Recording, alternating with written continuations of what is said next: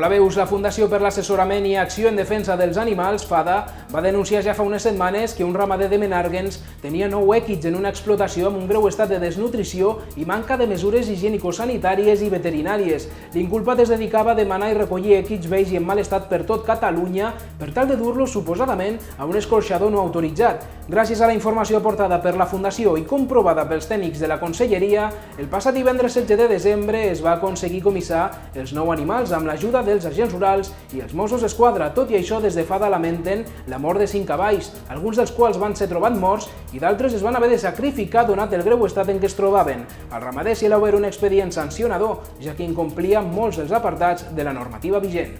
Més notícies, 2.000 euros al mes durant un any, gràcies a la grossa de Cap d'Any.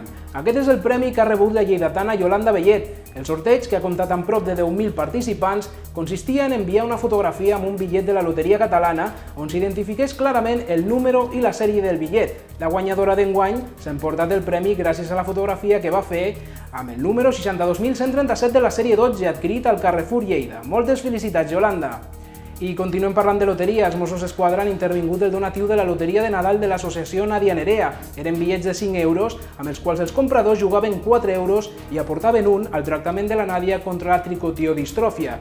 Recordem que el jutge de la Seu d'Urgell, que instrueix el cas, va decretar l'ingrés a presó del pare, Fernando Blanco, per l'elevat risc de fuga, i va decretar llibertat amb càrrecs per la mare, Marca Garau, i a més els hi va prendre la custòdia de la nena.